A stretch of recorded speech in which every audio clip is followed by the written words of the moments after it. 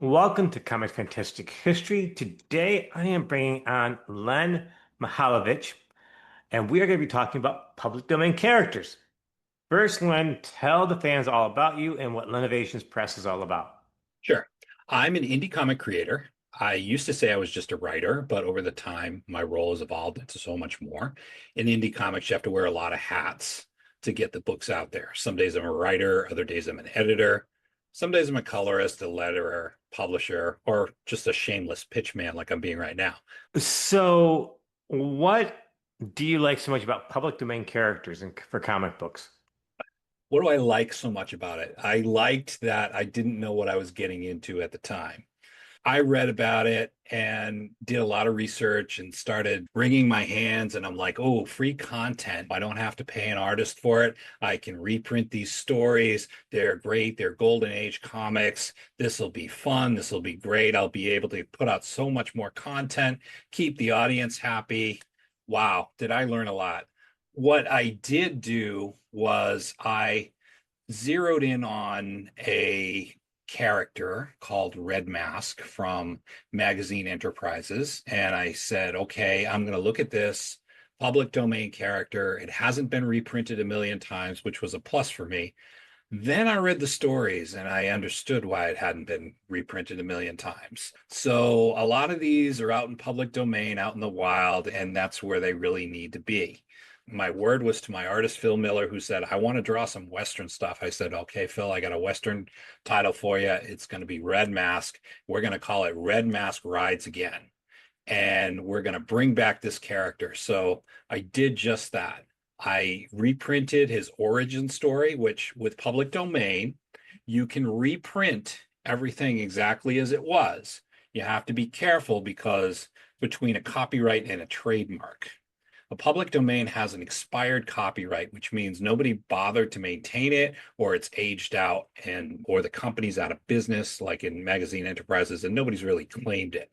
Magazine Enterprises had a lot of characters, the Western Ghost Rider being the more famous one. Marvel's kind of glommed onto that. But a trademark is different than a copyright. So if you look at something like the X-Men, it's a team of mutants and they have their comics and whatever.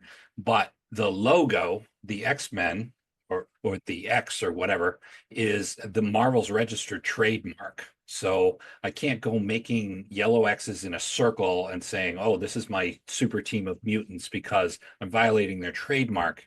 In the case of Captain Marvel is in public domain, but the trademark is not. So they have a trademark on the name Captain Marvel. Somebody holds it. I don't even think DC has it because they call everything Shazam. I think Marvel holds it right now. There was a tug of war a while back about that, but they hold the trademark. So anybody can reprint Captain Marvel books, but you would have to literally white out every place where it says Captain Marvel because that's somebody else's trademark that they're holding.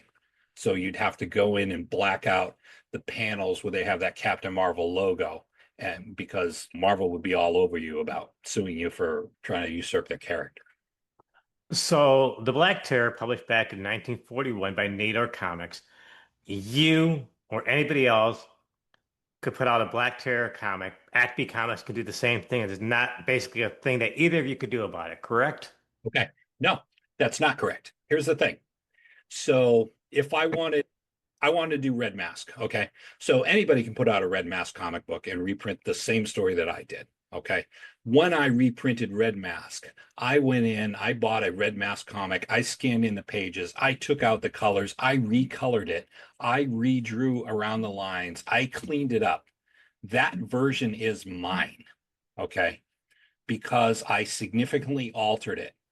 Somebody else can go and do the same thing with Red Mask or Black Terror or whoever, and they can reprint that, and they're well within their rights to do it. And I can't do anything about it.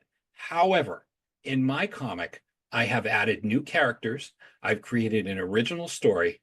That copyright on that is mine. So Red Mask Rides Again is mine. Red Mask is not mine.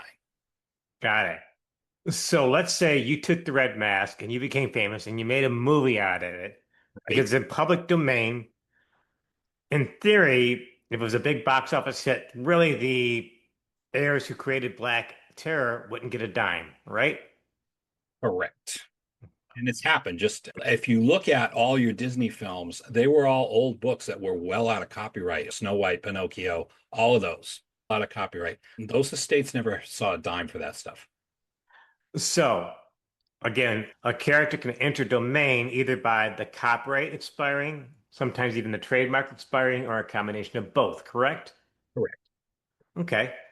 And we were just talking about Captain Marvel. You're right. The copyright expired back in 1960 something, I think 69. That name was not renewed. So Right. Marvel took that name, made it Captain Marvel. DC at the time did not own the original Captain Marvel. Fawcett had it. Yeah. DC did buy out the Fawcett line, but you're right. They can't really put Captain Marvel on a cover. That's why we always have Shazam. They can use him in the story as Captain Marvel, but they can't put him on the cover.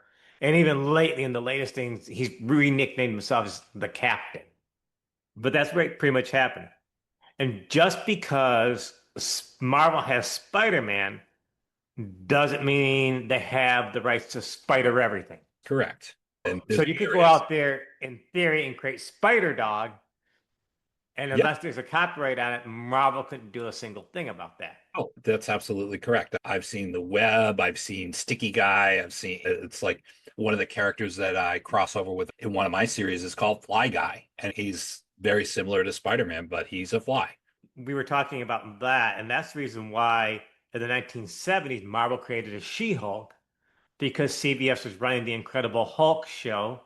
And if they decided, like the Bionic Man had the spinoff of the Bionic Woman, if they wanted to do a She-Hulk, CBS at the time could do that, and Marvel wouldn't be able to stop them. And that's pretty much why you came had a She-Hulk and even a Spider-Woman. Would that pretty much sum that up? Yep. And remember the Web Woman cartoon by Hanna-Barbera? That was a little jag at it because they were going to do a Spider-Woman, and all of a sudden Marvel came up with the Spider-Woman cartoon really quickly. And so Spider-Woman turned into Web Woman. The way the law works, U.S. copyright law, and this is just for the United States, it differs in other countries too. They have, which makes things also sticky. But copyright law protects the work for 95 years from the publication date. Once the period ends, the work becomes public domain, allowing anyone to adapt it, doing whatever they want to. They don't need permission, pay royalties, or anything else, which kind of also makes it hard for IP companies because recently Steamboat Willie from Disney is now in the public domain. So you could do a Steamboat Willie comic book. And the same thing recently with Winnie the Pooh became public domain. So you have that horror Winnie the Pooh horror movie. You can't use the Disney Winnie the Pooh, but you can use the original Winnie the Pooh from the story. It gets back to my larger point that I like to make. And what I'm doing with my stuff that I take from the public domain is you need to make it your own. So Disney has arguably made Mickey Mouse their own. If they Walt Disney developed it as Steamboat Willie. Over the years, the brand has changed it. The look has changed. The whole character itself has changed.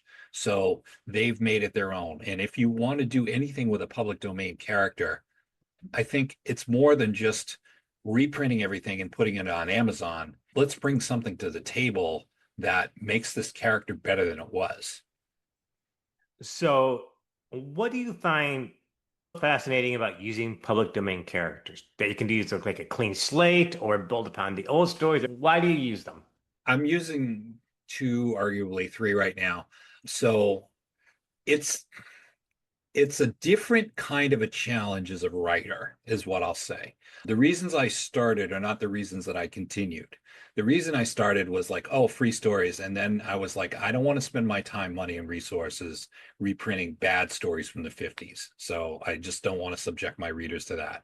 So what I'm going to do is I'll print the origin stories, but I'm doing all my own stuff. So to give you an example, the Avenger, New Blood, is another magazine enterprises character called the Avenger, and he's basically a poor man's Batman. He's a scientist. He invented this plane that does vertical takeoff and landing. He goes around and he fights communists. It's a dated concept. All right. What I do is, and I don't know if you're old enough to remember this, but season one of the Super Friends, nobody was a bad guy. Everybody was a misunderstood person acting badly. So in my Avenger stories, everybody isn't bad. It's there's shades of gray. So I've introduced a sidekick called Booker Roberts, who's a photojournalist who basically follows the Avenger around, and he sees things through our eyes. He's the rational person who's not subject to the comic book tropes of the 50s. So he'll say, you can't just go in there and fight everybody and bust everything up. We need to find out what's going on first. So he's the voice of reason in this whole thing. So we're just poking at that thread and makes the stories much more interesting. So you use these public domain characters not because you're a lazy creator, but you find it challenging to create new stories on these characters. Okay. Exactly. I can't tell you what I did with Red Mask without spoiling the entire thing. Do you give credit to the original creators and make mention of the history of the things or anything like that? So I have a YouTube channel where I go into the entire history of the thing. I do give credit to the creators. I own some of the original art. I share that with people either in my comic book or on my YouTube channel. So yeah, I try and give credit where credit is due, so to speak. Is there any like negatives for you as a creator when you use these public domain characters? It is when it's overused, like Black Terror is one that's really overused. I would never touch that one because there's so many Black Terror versions out there. That's why I brought it up. And that's why it was hard for me to go through and find ones that didn't have a lot. Like AC's done everything, so I have to discount AC. And then there was one with Magazine Enterprises. It was a Western character, and there's some soap company still owns the name, so you couldn't use the name, but you can use the likeness. And so there's a lot of tricky things. There's a lot of research that has to be done before you decide to use one too. So I know you're thinking about some more characters in the future. What characters are you considering using in the future and why? Yeah. So some of the characters that I'm thinking of in the future, also ones that haven't been done. And there's one storyline where I could have just created an original character. It would have been much easier. But creating that tie to the past as a writer gives me history to draw from too. I could just make up the history, or it can be something out of one of those old books. I love buying these old books for eBay for 20 or $30, going through them, or downloading electronic ones if they're prohibitively expensive. But just going through and finding some of the details. People who know me know that I like to put Easter eggs and a lot of hidden references in there. So this really feeds into that. Do a lot of creators use these public domain characters that you know of? The trope with public domain characters is to say, okay, let's do Black Terror and we're going to make it a busty woman instead. We're going to make the costume somewhat similar and we're going to write whatever generic superhero story we're going to write. So Black Terror fans will actually buy this and I'll have a built-in audience. That's the trope that most people use, and I don't follow it. So, how do you find out when a character becomes public domain? Is there some kind of database out there? What do I do? We all get New Year's Day off, so we spend time wasting our time on YouTube watching videos like yours and mine. So it's like a shopping list. So what's coming up? And somebody will go through and do all the research and highlight it. Now, that said, all you little kids at home, don't trust that. Do your own research. But it gives you a very good starting point. Some of the Tarzan stuff came up, like the ant people from Tarzan came up in public domain, which was interesting to me. They might end up in Buffalo Bill. I'm not sure. But just literary characters like that come up a lot. Some movies, it's always big news. I think this year was Popeye. The first Popeye came up in public domain. So there's a lot of stuff out there, and people make a top 10, a top 20, and you can look at that and use that as your basis for research. Or you can go through the website because it is all public record, so you can see what's out there. It's been a very interesting conversation about public domain. Len, you get the last word today. Okay.